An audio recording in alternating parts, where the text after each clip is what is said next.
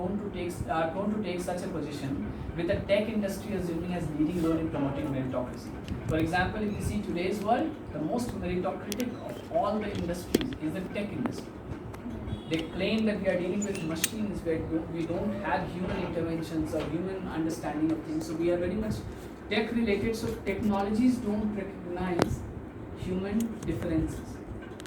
If you sit in front of a computer and know how to work it, that will not discriminate. Such a beautiful picture, but it doesn't happen. This is what she is trying to say. So tech industry is one of the most important leading industries in promoting meritocracy. For example, the whole protest that India has faced around merit has always been led by the engineers, IITs in particular. 2006 was IIT Madras, 1990 Mandal Commission was also DU and IIT, IITs, different IITs. IITs have always been someone who have been like, this is our terrain, merit is our terrain, don't come here. And these IITs then go to where? California, US, and they are the biggest export of India's service sector. And then they go to US and then to talk about that when will reservation in India go away. So I remember so many instances where Ravish Kumar was also asked at UC Berkeley. He went to discuss something there, political debate, and then someone asked him when would reservation go away. And just 5 cases away, someone Ajanta Sudhamanu was writing on the book on the cost of merit. It's an interesting story there as well. So what happens? The tech industry assumes that simply believing in meritocracy is enough to get the best people into work. Such a belief is enough for bias to seep into any hiring and promotion and in the employment later. What does tech industry do? Tech industry survives on data and is especially concerned with the sustenance of the myth of meritocracy. Despite enough data to the contrary, meritocracy continues to remain the cornerstone of tech industry, which is indicative of the powerful male default. So I wanted to focus on male default. What is male default? Male default is something called male unless otherwise stated. The genius, for example, it's a male default.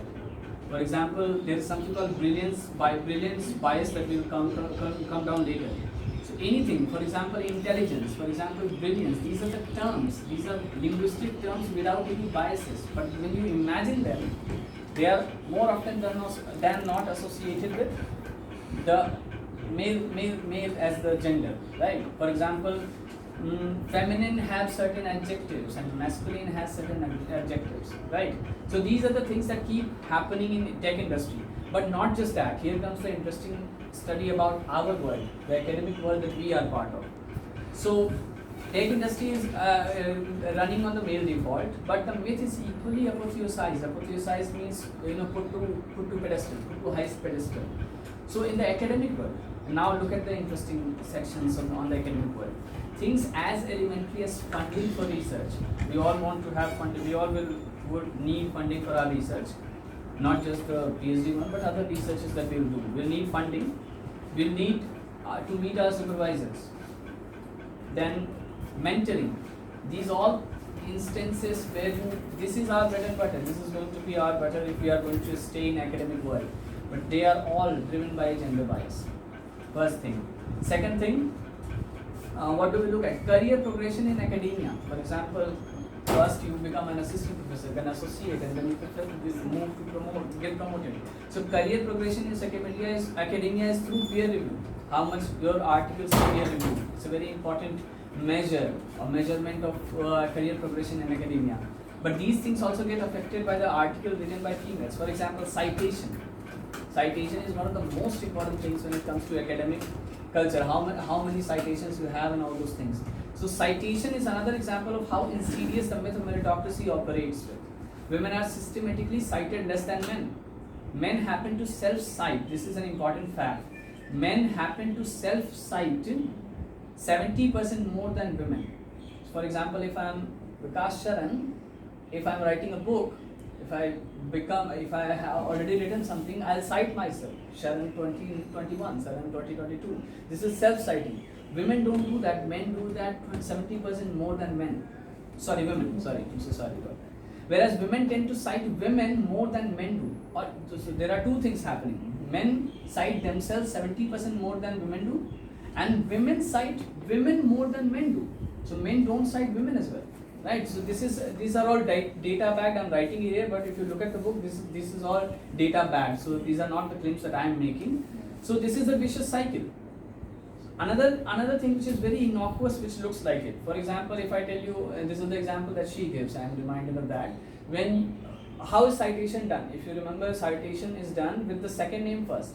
If you have done your referencing, you know the second name comes first. For example, I say Smith dot P dot 2006. Even if it's a Pauline, you will assume it's a Paul. This is something that she mentions.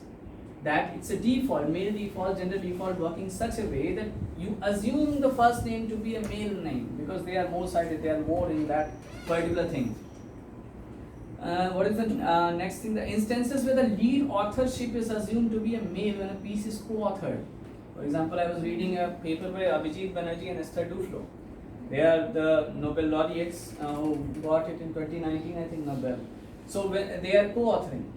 But then the bias seeps in that you will assume that Abhijit Banerjee is the one who is leading the work, and Esther Duflo is just assisting the work. So this is a bias that also seeps in. And this is a male default, let me mind you. If they are not said, if the article does not say that, who is the lead author, you will assume that it is the male who is the lead author. That is my point. Not necessarily that I am thinking or that they are thinking. But then you assume that, unless stated otherwise. This is what I am saying. Male, unless stated otherwise, is the default that we think with. Next, the instance where the lead authorship again is co-authored, and not just that, the papers authored by male academics are considered to be more scientific than female academics. This is a problem that we have been dealing in this particular session for so long. Men are more scientific, or whatever men write are more scientific than what women do. Women in academia are also more expected to cater to care services. This was a very interesting thing for her to argue. For example, if in a college setup or in a school setup or in any other university setup, if a student is going through, say, mental health issues, it is the women who are expected to play that role of cater to their care service.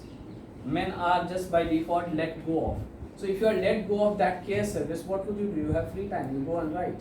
Then you self-cite yourself. That is why 70% of self-citing, that is where it comes from. Right? So the care services are also expected for the female to do, and which impedes their progress in research work, which again affect their academic progression. This affects their evaluation within the institution. Perez argues that the teacher evaluation processes are also fraught with male bias, where there is no way out, it seems, for women. She implicates words such as genius, intelligence, brilliant, and so on to have biased character themselves. When we hear words like brilliant or genius, we automatically picture a male figure. This is what Perez calls brilliance bias. So how she defines it? She defines it as a condition where male academics are routinely considered more knowledgeable and objective, and therefore more innately talented. Mind these words, innately talented. We are going to come back on the whole idea of merit and how merit is innately capability, something like that. So this is the provocation that she makes. That she provocatively remarks that when we look for brilliance in a candidate, we are actually looking for a penis. So brilliance just gets translated in a deep Freudian psychological sense to be something like a lack or a presence of penis. So brilliance is nothing. When you are looking for brilliance in a candidate, you are actually looking for a penis. Women are not just seen to be naturally brilliant. When it comes to meritocracy in academia, we see the condition to be deplorable, especially when it is supposed to be a more sensitive space. The whole enterprise, the premise of academia is based on the infrastructure that it is a sensitive space. It is supposed to be critical. It is supposed to be debunking the myths that we come with. But academia as a space does nothing different than what the other world is doing. So this is a very ponderable point to think about. It should concern us, implores Perez. Perez argues that she is a political activist. So her solutions will always come. She is not someone who is going to just give you the data and that let you be at it. So she says that if we care about the quality of research, conducted, and the gender data gap needs to be filled and overcome. Right? Such an effort will not only rectify conditions within academia, but also help make better policies with effects in a large range of fields. So many of us, when we are doing our research, we think we would like to suggest policy measures so that some improvement happens. So your research is flawed in terms of data, right? Then you go on to give that to policymakers. Then they will say the research was flawed. You will say the policy was flawed, and on and on and on this vicious cycle goes, without having any idea that there was, in the premise of all, a big gender data gap, right? So we are looking at, so now this is the important part that she mentions, and this is the chapter dedicated to that particular enterprise. However, when we consider such an already existing situation, so the world as it exists today is a big one gender data gap. Now this was already a problematic condition to begin with. What we have, we are moving towards an algorithm based, artificial intelligence based. We are running our detailed analysis and detailed understanding of policy based on big data. It's the big name around the corner. Big data, Internet of Things, artificial intelligence. So if this big data gap goes into the making of these technologies, they are not just going to be as dangerous as it exists today, but much more. So this is what she is imploring and asking us to look at. So the algorithm-based recruitment and evaluation process, it will wreak unimaginable shock to any attempt at justice and equity for women. This remains the major concern for Perez. Within the field of computers and programming, women are considered to be less skilled. So this is like a common dictum. This is like a commonsensical understanding. But the opposite has been the case in history. The first programmers have dominantly been females.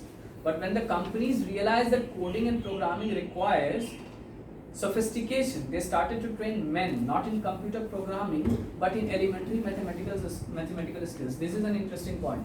So when women started programming, under the assumption that it's an act of drudgery, they were programming it well and good. When men realized that it requires a certain sophistication, they brought men in. But now they are not checking the programming skills. When they are asking you to enter, it's like, it's a problematic thing to say, but I'll say it anyway because in order to provoke the conversation, it's like at the PhD level, you are checking the MCQ knowledge of someone. I came from an MCQ knowledge. I gave the MCQ exam, and through that I came into JNU. So many of my friends, I was researching on merit, and I asked them, and this is a PhD level, pe to kam se kam you can't have objective questions, and who wrote this book and how many books has he written. These are the questions that they ask. So it is again, but then when men were brought into computer programming, they were not asked their understanding of programming. They were asked something like reasoning. They were asked something, if 10 people are sitting in front of a table, how do you arrange those people? A sits where, B sits where. So why do you need these elementary mathematical skills of reasoning and logic when you had a bulk of population, female especially, who were good with programming? But then that did not cater to the needs. They created a whole repertoire in order to create a space for men to come into computer programming. कि कुछ भी करके छोटा सा exam देकर आ जाओ. Once you are there, we'll train you. Right? In 6 months, you get to train. So this is what she argues in her book. These objective criteria were brought in to advance the entry of men into the world of programming, rather than giving any context-specific learning which could have come fruitful to them. So there was no context-based learning there was no learning of the context. It was like, what do you call it? एक वो side में दरवाजा खोल देते हैं, what do you call it? Backdoor entry. So this whole repertoire was created to ensure a backdoor entry of men into the world of programming. Once you are in, we'll train you. And then this image of nerd. How many of you have seen Big Bang Theory, that popular US show? Right? That whole show runs for 12 big long seasons because of the nerd image. Sheldon cannot function like a normal human being, but we celebrate that. Of course, he's a great actor. Jim Parsons is a great actor, but then what? That nerd culture image is very vital. So women were the programmers, but then the whole culture of nerd culture was created, and elementary examination repertoire was created. So you see how much effort is put into creating a space for something which was already with them, right? Not with them, basically. An example of how an algorithm-based hiring process could be potentially dangerous. Perez mentions about the tech hiring platform called Gibbs. which looks for those candidates who spend more time on coding website, which automatically favors men who happen to live like a recluse and have no social skills. This is the nerd image that I'm talking about. Yeah. You don't have a social life, you have a, you don't know how to talk to people, so you stay at home and play video games, and that is how you become a genius these days in the nerd culture that we have. So these are the striking characteristics of most of the coders. But it started with female who were good at multitasking. Women have always been claimed to be good at multitasking. Men are considered to be very, what do you call it, single-minded, so to speak. And this, how does single-mindedness become a celebrated virtue and not multitasking, right? It's another phrase that comes very popularly: jack of all trades, master of none, right? In civil services, you are taught this thing. You have to be jack of all trades, masters of none. But then this is trumped backwards in a say that if you are single-minded, if you are singularly focused to something, this is the virtue that we should claim for, we should aspire for, not the other way about, that is the multitasking activity of it. So this is pretty much what she argues, that the algorithm that we are looking at, all the algorithms, the new artificial intelligence and all those things, they are fed into these data, this big data gap is fed into these structures. And when they run the world, which is again a dystopian / utopian for some, dystopian for others, that will compound the problems that we have, right? So this is her fear, and she keeps giving, again she is a political activist, so she keeps giving solutions to it, how can you start and all those things. But then this is happening, this is all over, and this is a big problem. I just want to end on a particular example that she gives, and this is a very good example, very important example, and this is pretty much what she writes in the introduction. If you guys have read the introduction, Bank of England in 2013, Bank of England publicly gives out the notes, right, just like RBI here. So Bank of England have 5 people on their bank notes. We have only one, they have 5 of them. In 2013, they came up with a criteria that the only women, Jane Austen was it, I think. Jane Austen, the only woman there on the banknote was going to be removed because she was not fulfilling the objective criteria of being a popular person on the note, on the banknotes. They came up with this regulation. So this particular author, Perez, went on to protest against it, and she successfully won that particular protest. What actually happened? So when she contacted the officials at Bank of England, they said that we are not trying to remove women, we are just following certain objective criteria. And what are those objective criteria? The person has to be popular, the person has to have made certain important historical contribution, and these were 5 criteria, something similar to that, similar to all those things. But then, if you bring these objective criteria, so to speak, women will automatically come out of that.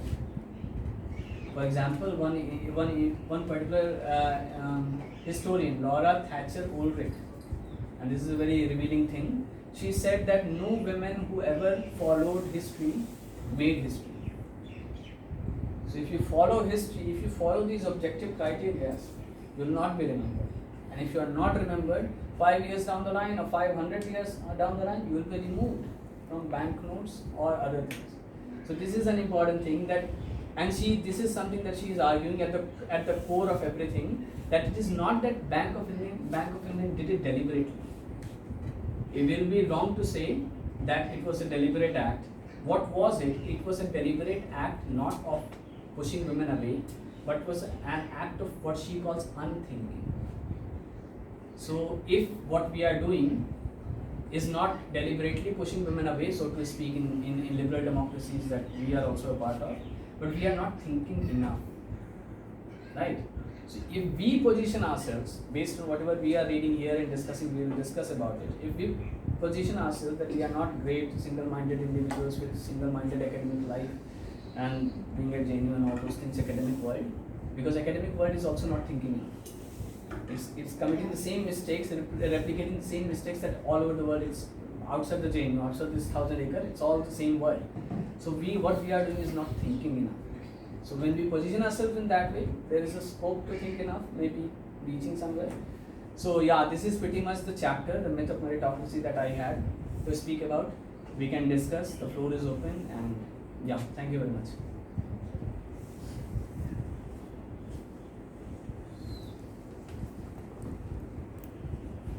Yeah, I mean, I'll take it further. So, first of all, thank you. I'm very comprehensively covered, and the way his own style, I mean, the way he connects with movies and contemporary examples, it's huge landscape he has covered. But again, we'll bring back to the context of Indian context and start taking it back to where we started from, like what is merit, what merit is in Indian context. And the question which came natural to me, which when he asked, when he raised this important point, that people who are on the top, who have cleared, let's say IIT or civil servants or anyone doctor, तो उस जगह पे पहुंचने के बाद उनको Fairlie उन्होंने exam clear किया है, तो वहाँ पे पहुंचने के बाद जो क्लेम है कि ये तो मेहनत से किया है and the way hard work is celebrated, the success is celebrated, it's a grand success, तो वहाँ पे पहुंचने के बाद ठीक है, एक तो रिजर्व और अनरिजर्व का तो डाइकोटमी बनती है और उसका डिस्क्रिमिनेशन तो है ही है, we are not negating that, but how can we make sure कि वो जो उस पोजीशन में क्लियर करने के बाद है, how can we make them aware of their own privileges, like is it I am just thinking कि ठीक है हमने पढ़ लिया, बट इसको इम्प्लीमेंट कैसे करेंगे फील्ड में, how do we make it visible कि किसी ने क्लियर किया है, तो this was something, it's not like you have answer right now, I'm just thinking कि कैसे वो at least privilege visible, तो वो guilt आए तो सही, वो कैसे आएगा. And second was about the objective criteria and how select certain criteria exclude women without even we think we are doing it fairly. So इस पे just Sandra Harding का we had a reading in which she talked about, you know, when we are looking at women contribution, so one of the things she said was we are looking at probably how women have contributed in history, you know, social sciences में कैसे contribute किया, science में कैसे, coding में कैसे contribute किया, but not necessarily changing the whole knowledge production का system. तो academics, what you said remains the same.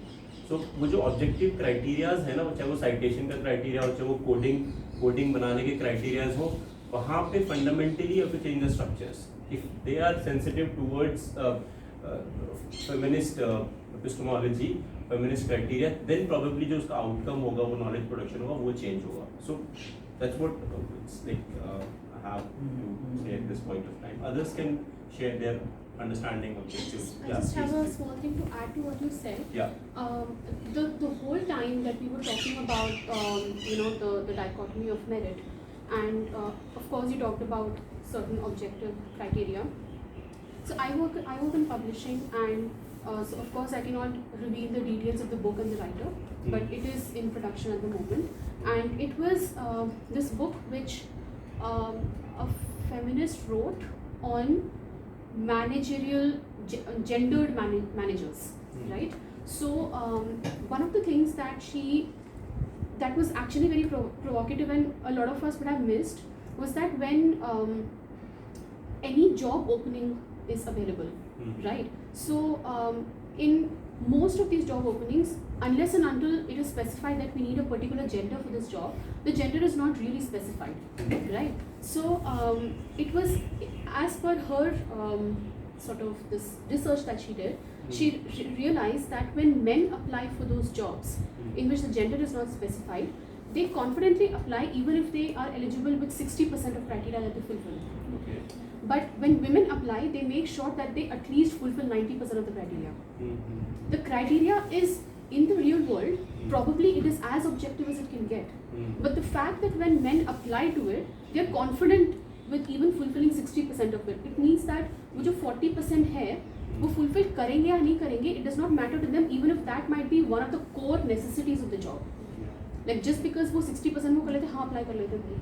But for women, it becomes like such a like there is a guilt always. Yeah. You know, we shouldn't fall short of any criteria when we apply for it. So that was something that I wanted to bring across as to how it happens in practical realities. Like there is a theoretical construction behind it, of course. In the introduction chapter, she mentions that advertisement, you send the advertisement, right? Not the industry, but the advertisement for a job application. There are words that you describe. We want what? Singular-minded, someone like singular-minded. Like competitive. We want competitive, Yeah. aggressive, hands-on approach. Yeah. What are these things? These are biased, not the advertisement. The advertisement is objective. But then, when someone reads that advertisement, hands-on, women will not be able to be hands-on because she has some responsibility. She will not think of herself as hands-on. So this is what she mentions by data, that when these words were used, intelligent, aggressive, hands-on, women applied less than men. Men applied more. So now who got a clue out of that? European Parliament. So European Parliament got a clue out of that. Okay, this is something fishy. This is happening somewhere. So what they did, and this is a problem of language as well. English is a language which is gender, what is the word that she uses? Like not gender neutral, but then English is a language. For example, nurse. When you say nurse, of course your biases come, but then there are male nurses. When you can write male nurses. Yeah. But this is a problem with European language like French, Spanish, and German. They come with an inbuilt grammatical sense. For example, if there is a woman, their whole word will change. So these are inbuilt grammatical linguistic terms. If you have that, you will have to change it completely. So these languages don't allow for. Hindi also works like It's not that. necessarily Hindi to is the English same only. Even Hindi is like that. Yeah. English is better. I'm saying French, Spanish, and these European languages in particular, they are inbuilt in that. For example, in Hindi, how can we say Shriman and Shrimati? Yeah. These are divisions like that. My point is, European Parliament got a hint out. So what they did, all those job applications that came across, that they went out with in their own institutions, they started bracketing the job application with male/female. So we need both of them. It's not that we need only males, because if you don't specify it, more often than not, men will apply, women will hold back. They will say they are not confident, that it's not about them, and all those things. This bias comes. To your point about how do we address the structure? The privilege Yeah. and introduce Privilege. guilt. I mean, I can tell you about my personal story. How do you come? Why is this PhD topic personal to me? Because I'm going to live with this topic for the next 4 years. I wanted something personal. I can't live with something objective, something like which I don't find interesting. I have to find a personal interest. So this topic was interesting because, as like most of the people in this room, we think that we are meritorious, right? We always think I was made to believe in that. But then you start realizing that no, you meet people and you realize you have the luxury of time, you have the leisure of time. My parents all my life were told, "Tum padhai karo, you study, we'll take care of other things." That taking care was a privilege, because so many of my friends didn't get that. And then those people, they left their schools, they left the classrooms, never to be seen again. And we don't remember, we just remember by vague idea that they were there. Someone was there, and then that person. I was the last bencher, so I know that. I was always the last bencher, so I sat with those people who were not into studies. And I was also not into studies, so to speak. But then I sat with them, and then suddenly they started disappearing. So last bench पे मैं अकेला बच रहा हूँ, बाकी लोग चले गए. So these are the historical experiences that you go through that make you realize that there is something which is happening, right? And all the traces that we have about our own thing, our sense of privilege. What is privilege? Time, resources, the books that you get, the laptop that you get. Some of my friends, so many of my friends left in MA due to COVID because they didn't have mobile phone working, they didn't have the laptops working. That instigated an interest as to what is merit and how are you defining it. So this is a personal kind of motivation that I got based on my own understanding of privilege. Yeah, so sir. The same line of reasoning is followed by Michael J. Sandel in his Tyranny of Merit, when he says that the whole structure working behind the individual works for creation of that merit. Even if you are coming here, all these things, your teacher, school, your social condition, all the material and other things which you are getting, or maybe the money what your father or family members are sending to you, all comes, nothing of these comes from you. It is part of the greater whole from where you are coming. Which is absent with those people who left out in MA or in any work in our past. That is the argument of Michael J. Sandel also. उसी video में Michael Sandel's ने एक class में poll कराया था, how many in the room are like घर में सबसे बड़े बेटे या बेटी हैं. If you are the eldest also, that's also natural privilege you got, which without realizing कि तीनों या चारों बच्चों में बराबर के रिसोर्सेज डिवाइड नहीं होते हैं. Yes. So in that his class only, Michael Sande's class में many of them were like the first First child, Exactly. yeah, especially. So sometimes the first child get it, Yeah. all the resources that they want. Sometimes they don't get it Yeah. because the younger ones have to learn, right? Yeah. And They somehow have to take care of the parents young make a ones. call that this one looks like more meritorious than the other. So let this horse be running more faster Yeah. than that. I just have one thing to add to your point. Yeah. I am not sure about the structure and this infighting and the fighting the structure, but there is one important point that comes to my mind. Is when you were talking about Michael Sandel, I'm reminded of that. Just missing the point again. I missed it again. I'll maybe come back to that. But this is an important point. Sensing your own privilege is important. But then, this is the point. Pierre Bourdieu is one of the most influential sociologists.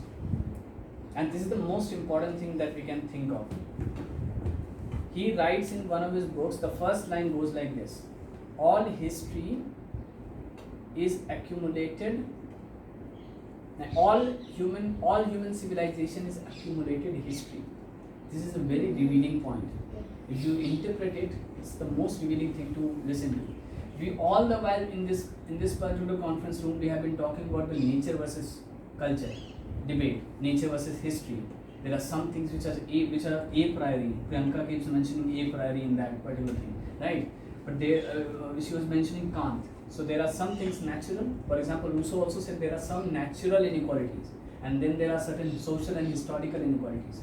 Bourdieu breaks it all. He says that all human civilization is nothing but a historical accumulation. So if you think of everything as a historical creation, you have the capability to change it. But when you think of it as a natural creation, that's done. Question it. There is no Eureka moment for you because that's done. It's natural. It's naturalized, right? So it's all accumulated. It's the privilege accumulates. Your parents worked hard enough, maybe, or not hard enough. They were crusaders or exploiters, whatever they were. They got you the opportunity to study, and then that's your privilege. That's not your innate ability. But Bourdieu says there is something deeper happening. There is something called embodiment. Embodiment is a concept or a situation where whatever your privilege are, they are embodied in you.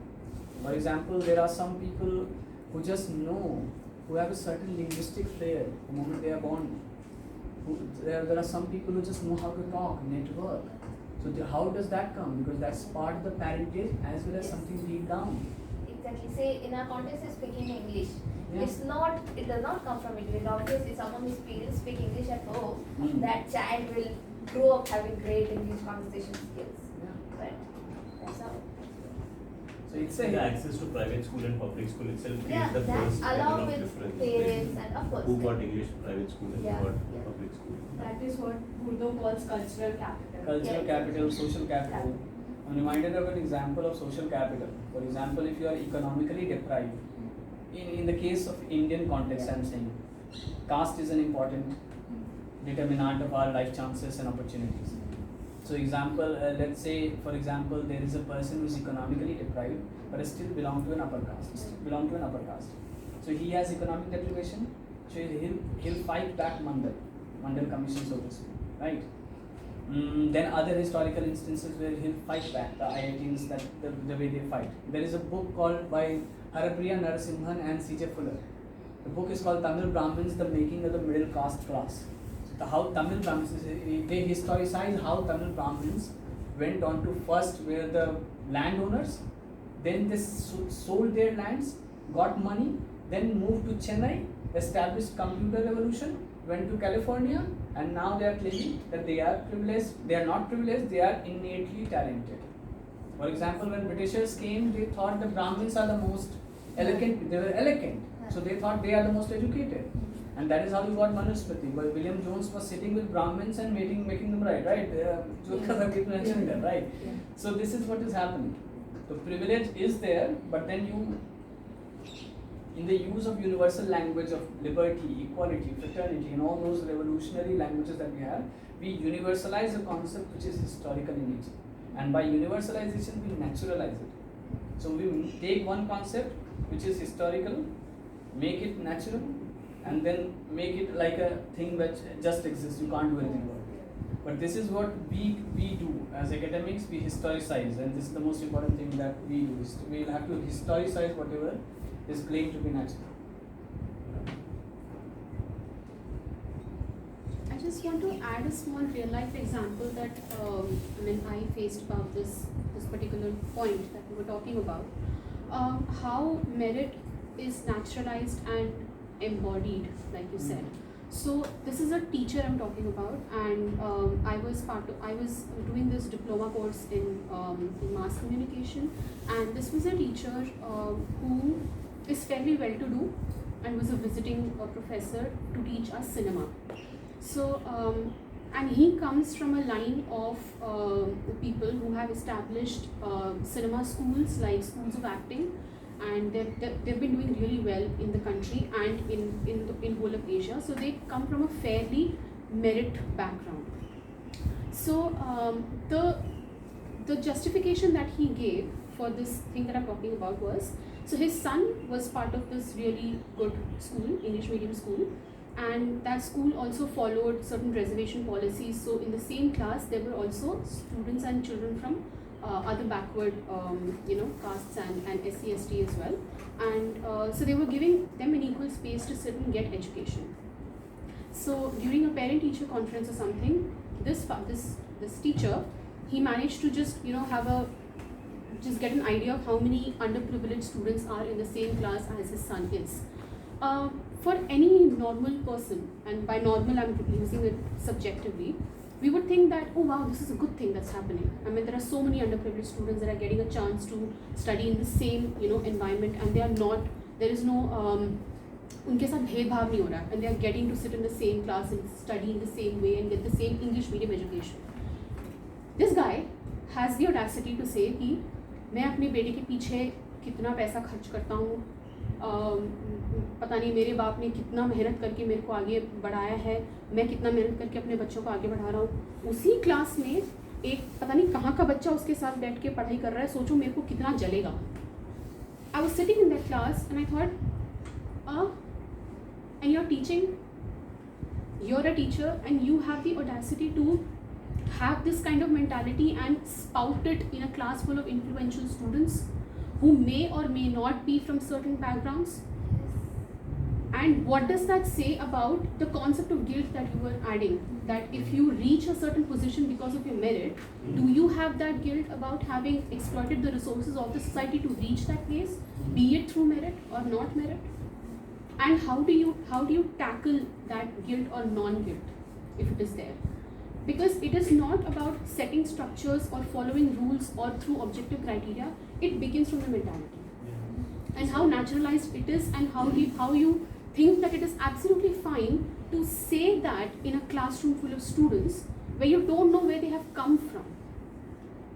So that this is what happens with a lot of people whose mentality is already so screwed up that you can't actually have a proper discussion with them about this. This is something, and just to add a contemporary point to it, there is a sociologist called Satish Deshpande at DSC, right? Mm-hmm. So he says that there is something called castelessness.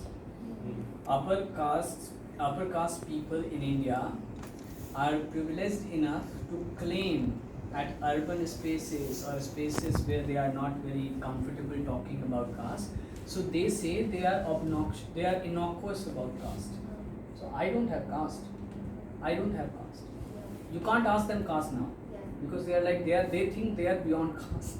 Right? And I have so many of my own friends. It's an innocuous topic. If you raise that topic, they become uncomfortable. So Satish Deshpande explains this to be a castelessness. So castelessness in a society which is driven majorly by caste is a privilege, right? And this is something that was written by Satish Deshpande somewhere in 2010s, and this article came in 2013.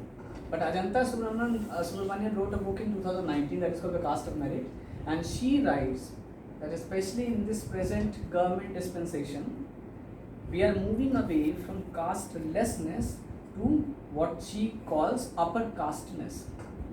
And if we are all part of a politically charged campus, so we know the protests around Rohit Vemula.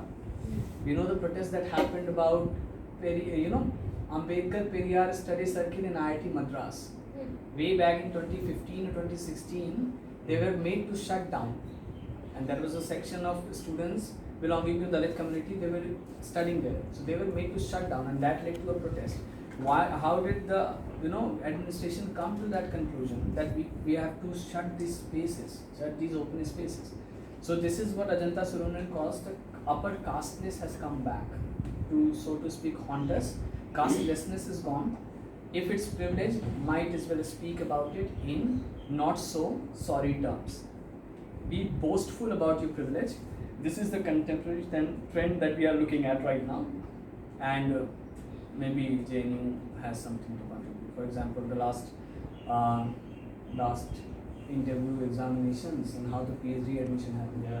The whole university is Agarhara and all those things, that how it happened. Even just this might make people in the space uncomfortable, but जो Deshpande sir बोल रहे हैं कि अपनी cast को acknowledge नहीं करना एक public space, this is a public space, ठीक है, अपनी कास्ट को हम कब छुपाते हैं, कब बताते हैं, even acknowledging it in public will give some idea कि हमारे पास प्रिविलेज है कि नहीं है, ठीक है, mean it's only people from upper caste can afford to hide it, या फिर पता नहीं कि like if it's a poll in the opposite also, only people from upper caste could also be can afford to say it out loud. I'm just thinking of an experiment कि अगर हम लोग इस रूम में अगर अपनी cast बताने पे आए, it's a poll, so what is the outcome of that? Is it like in line with Deshpande's thought कि Exactly. it's very Provocative. कैसा माहौल होता है? But it becomes completely poles apart reaction inside. That's what we don't people know. of- That's what we don't know. Like at least I don't know. I can't say we don't know. But होता क्या है कि एक तरफ privilege acknowledge की बात कर रहे हैं, हम guilt की बात कर रहे हैं, ठीक है, वो हमने कुछ टॉपिक से स्टार्ट किया था कि guilt लाना जरूरी है.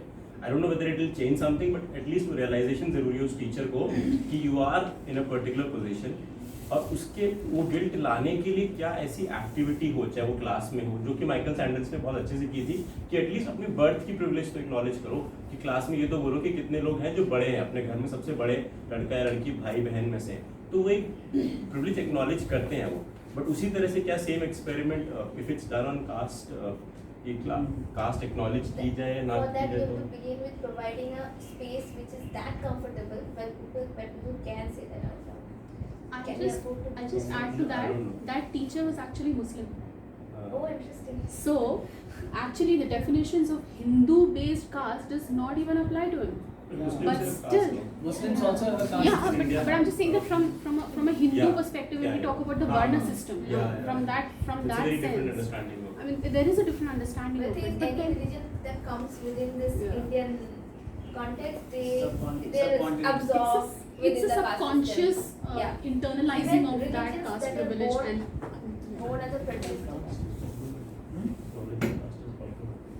No, Yeah, that's I mean- different for different people. Not. Yeah, but yeah, it's a divided world in the sense that Dalits take their caste as the most important thing, and they speak about it, and their whole politics is run around And Brahmins identity. are affected by it. Why are you talking That about is why upper caste? caste comes Yeah, from. exactly. One of my friend, I asked him to come to the campus, Huh. right? And he went to SIS and he saw that wall, Muslim Lives Matter. That Yeah. interesting fellow had the audacity again to say, but why should only Muslim lives matter? Oh, yeah. All lives should the matter. same is with Black Lives Matter. The Yeah, same is exactly. with All lives If you all matter. lives. sanitize- if you sanitize it, the privilege will. When you say all lives, Or say straight none marriage. matters. In effect, by implication, none matters because you're like all lives matter. Yeah, yeah. This is like a sannyas लेने से पहले की बात. But I'll just tell you one thing about the caste thing that you are raising. Pierre Bourdieu again, he is like my fountainhead, so I keep coming back to him. Pierre Bourdieu says that what is the point of studying anything? What is the point of studying sociology? He says that unless you appraise your own life and history conditions, there is no point to studying that. So the whole point of being critical about is to take the criticality not just till here or till that distance, bring it inside of your body. Your knack for speaking, your knack for leadership, your knack for other things, your knack to how to use folk and those things. They are culturally taught in your parentage. So the knack to acknowledge all those privileges, both inside and outside, is the first step to start being critical about everything. And if you are not, You are being what you call, you are doing everything, and whatever you are doing, just add the word convenient to ahead of it. If you are doing political science, you can call yourself convenient political scientist. If I am doing sociology, I can call myself a convenient sociologist. So this is convenience. Not recognizing our privilege is again a privilege, and then it's a convenient act. It's not necessarily critical. And another thing, I feel like this myth of meritocracy is also very comfortably perpetuated because of this capitalist culture that focuses on the individual. Yeah, exactly. It's like even the say arguments against reservation, you'll say like we're all equal. It's a they imagine that if I'm just an individual with no background of community or no background, like I'm just suddenly we're sitting in the same space at the present time. It's just everything is equal, everything is just this, as if there's no background that brought me here. As if there's no history like this, like how you're talking about accumulated history. Like it's the history, we have traveled through history to be here, to be present in this given time and space. वो idea ही नहीं आता. And individual, like there's a community and so many things that makes the individual, they just do not think about that. मतलब that's the general setup. Because that's a convenience again in itself. Yeah, This has a larger philosophical debate. All those French scholars that you know, Rousseau, Voltaire, Montesquieu, and all those people, they said individual. It is through individuals the society come into being, right? And then you have a thinker called Emile Durkheim who says the opposite. It is in society that individuals are born, right? So unless you realize whether individual makes society or society make individual, that unless that philosophical assumption is not clear, you will not be able to clear it. So what you are saying, individuals are born in society. They are born with certain privileges. They are not dropped from heaven or hell, right? It's there. They are born into a certain background, right? I just want to clarify one thing, unless there is something really outrageous. Merit is not a problem. This is another Michael Young's argument. When he wrote that book was understood to be a thing that people will understand that meritocracy is a problematic thing. In 1956, when he wrote that book. But then in 1995, if you remember, Tony Blair was the British Prime Minister. Tony Blair, during the US administration of George W. Bush, Tony Blair used that word of meritocracy in a good way. This is where the inversion happens. So Michael Young wanted to use meritocracy as a bad word. It's a bad thing. It's a dystopian arrangement. Don't do that. But Tony Blair used it for political purpose that we want meritocracy. Because we want people deserving to be there, they should be there. And then Michael Young was alive at that time. So he wrote a rebuke to Tony Blair's politics in an article in Guardian in 2001. He said, "This is ulta bhai. This is not what I said. You are going south from my argument." Then he clarified what he meant by merit and meritocracy. He said merit is not wrong. People should get where they want through hard work. The recognition of privilege is there. It should have. But meritocracy is different from merit. Meritocracy is an arrangement where some meritocrates come together to start gatekeeping a particular area. Just for example, engineering as a profession in India. When some people come together to start gatekeeping that no, you don't belong here because you don't have those disposition and you don't have that attitude of cultural capital, social capital, so to speak. So you don't belong here. This is a problematic arrangement. But more of, I'm so sorry. Lawmaking is also, judiciary is also the same kind. Where gatekeeping is quite Media gatekeeping. Doctor as a medical profession as a profession. There are gatekeepers and they think they are the one. So this is meritocratic system has seeped into all spheres of life. Academia majorly. Academia is the most distraught. So if you have to change the system, you will have to start from your own system that you are a part of. Because we are more meritocratic than, more believing in meritocracy than any other system. So this seems like any other thoughts? Also, like what counts as merit is also determined by certain, like obviously it's a very masculine idea and something that that feeds into It's kind of a situation. I want your views on that. So it's like paper हुआ यहाँ पे जिससे I've also come through that MCQ style interest, right?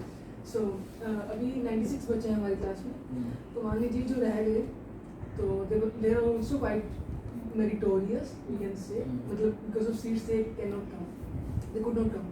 तो अभी अगर हमारी class में बच्चे नहीं आ रहे हैं और जो बच्चे रह मतलब हमारी क्लास में जो enrolled हैं they are not attending the classes, and basically those students who could not enroll themselves because of the limited seats, now if they are coming to attend the classes, मान लीजिए उन्होंने कैसे भी अपना इंतजाम कर लिया, इधर रह रहे हैं छुप के या कैसे भी, they are coming to classes and teachers do not know whether they are in a class.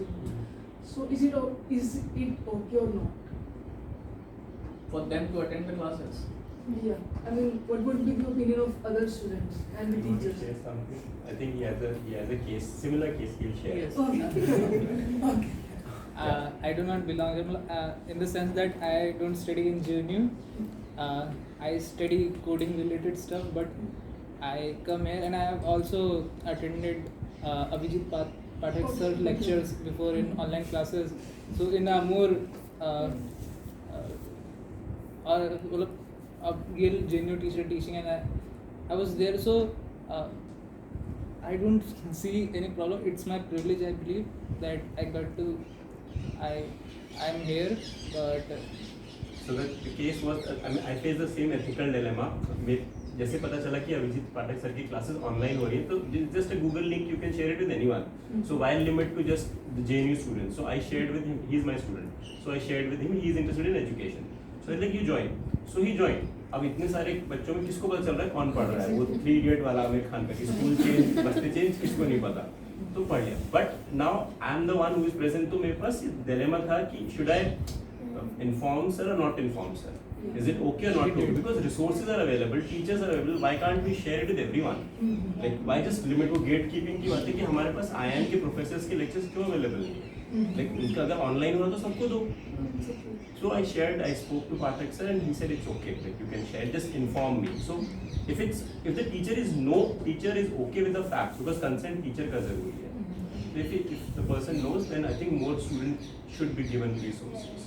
Like, who are we to give, gatekeep the same system? But on a larger level, why do we face this problem of this moral dilemma or this ethical dilemma about it? It's because even if we are not directly related to the larger business system of education, but of course there are the upper management and stuff like that. Like I'm just trying to give a different perspective to this. That why do we face this dilemma? It's because we think that they somehow don't belong because they haven't gone through the proper system of enrolling into it. And why this need of belongingness is because there is a administrative enrollment that happens, and administrative belongs to a larger management and a business management sense. So again the merit of being part of that business spiderweb, that we are part of it because we've enrolled into it properly and probably others have not. So I think that kind of structure is again another hegemonized aspect of merit and privilege. So I think जितनी भी seats cut होती हैं, आप seats cut करता रहेगा तो merit और ज़्यादा वैल्यूएबल हो जाएगी. Like why do we have seats less? IITs, medical या फिर JNU में PhD की सीट्स और मास्टर की इतनी कम क्यों? Like if seats are more, if state is Somebody invested. questions that. हाँ, so merit वहीं से तो आ रही है. Exactly. Wonderful. If like other people can also add, we are not closing it. If you have any enough minds. I have one point to add to that thing, that how coding was a women were very good at it, and men came and captured that arena. So just like I've read seeing like feminists, we did our 3rd session on it. So there was also like that how women are doing farming, but how when it get mechanized, how men came and like अब truck हम चलाएंगे, and so जैसे washing machine है तो हाँ button दबा के तो हम भी धो लेंगे कपड़े. So just like that. और एक क्वेश्चन भी कि how like suppose that if somehow who have the guilt of merit and who have reached to that position of suppose making the system or doing some work at the higher level, and who have this knowledge of that okay, I have the guilt, I have this, I acknowledge it. So even then the society is very market-driven new liberal society in which efficiency, productivity is everything. So how will he or she be able to make policies which does not cater gender biasness, like MCQ format questions? So why they are, because they filter out, they are very time efficient and yes, efficient, something like that. So how do we even if they reach there, the system is built like this, how will they change Like it? if you are sensitive enough, how do you still change the system? If you are, that's a very broad I do question. have an interesting, not interesting is for you people to say whether it's interesting or not. Yeah. I conducted a research in my first semester based on the same problem, MCQ versus subjective questions. So if you are familiar with PhD preparation or PhD entrance, JNU takes MCQ. Hyderabad is a hybrid. They have 10 MCQs and then 2 or 3 questions which you write subjective. And then JNU previously had subjective. Right, I have written JNU in 2015 as well. 2015 for my literature. I think that was subjective at that time. But then I conducted a research with my own classmates who couldn't get into the PhD. I asked them. They said, and it's a very fact, all of you know, how much amount, can you imagine the amount of privilege, and can you imagine the amount of cultural capital, and can you imagine the amount of background that comes into writing 1,000 word answer of a JNU I was poetry, just thinking of that, yeah. right? Compare and contrast the contributions of authors like Dr. B.R. Ambedkar and Gandhi, and how were they different in their idea of nationalism. Imagine this is a question from JNU, political science question, right? You not only need to know what Ambedkar wrote, what Gandhi wrote, and their idea of nationalism, then you have to write an answer that requires a certain capital. So these students who were really meritorious, they could not get in, and when MCQ came, they got in the MA. I'm talking about MA at that time. So they got in. They said MCQ was culture capital blind. If you're doing MCQ, it's a culture capital blind. So what I'm trying to tell you, at one place, the MCQ in the world of computer programming created a space for men to get in. This is what Perez is mentioning. So MCQ became an elementary skill of reasoning and all those things, and that is how men were brought in from the back door. But still, MCQ as an arrangement also brings in those people who don't have the capital, who can't write like a posh urban person who can write like that, but they can't. But are they less meritocratic? Are they less? Right? And then this is the problematic question. This is the, what do you call it, paradox that we are stuck with. So at one place MCQ becomes a very important thing, as maybe a important tool for education, and then at other places a tool. So these are all potential tools out there for administrators and policy makers to use. How they use it is entirely based on their intent and how they want to use it. So this is a problematic condition I just wanted to raise, because I remember them. They are really meritocratic. They study more than maybe I do, but they couldn't get into PhD. Still being the objective one. Imagine them writing a subjective answer, right? With the COVID infected population that we were, it was a difficult thing. So I don't want us to have a agreement on the point that we are having. The session need to end with a disagreement more than agreement. So it's a point to ponder upon, right? It's a tool, can be used both ways. MCQ would be one of them. Yeah.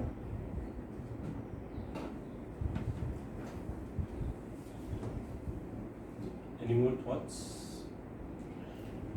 I can add something that how, like in a lovely way, this fits into the argument that we're already having when we're reading Sandra Harding and Donna Haraway, which is like a critique of objectivity. So here too, she beautifully mentions how. So I'd like to read one line which I love, like it will say it out loud whatever it's thinking. It's in page 87, last paragraph. actually a belief in meritocracy may be all you need to introduce bias, that is. Studies have shown that a belief in your own personal objectivity or a belief that you are not sexist makes you less objective and more likely to behave in a sexist way. So, like this idea that there is something objective that is possible. If you can check out in YouTube the Donna Haraway reading that we're doing, that there is something objectivity which is beyond our bias. That's actually not possible. So the best thing we can do is we can recognize that bias and put it in our, if our academics put in our research. So I really love If I put this in what we are doing, and again I'm so sorry for saying this, the biggest threat to feminism would come from those who claim to be feminists. This is always going to be, because it was thought to be a one-off chance where you became feminist. You don't become feminist, you live feminism in daily basis, and that is how you become. So the biggest threat that might come to feminism would come from those who claim to be feminists. And I personally know so many of them who claim to be feminists, but they are just in that zone. Yeah. Okay, so I think with this we have like all beautiful things in the world. This shall come to an end. I don't know why I'm being poetic, but so just to bring it back, if people are part of the group, well and good, great. And if you're not, first any chance, but after the end of the session, you can just give a contact number so we can add you to the group, and future readings, if you're interested, you can be part of it. Second thing, this is also a space where somebody wants to share one of the readings which they find, any of the readings which they find they're currently going through or they find very meaningful, which are related to this theme. We are most welcome. Just give us, extra, so we can just arrange everything, just like what we did. With this, we'll end the session. Thank you so much. Yeah, we'll have, if it's possible.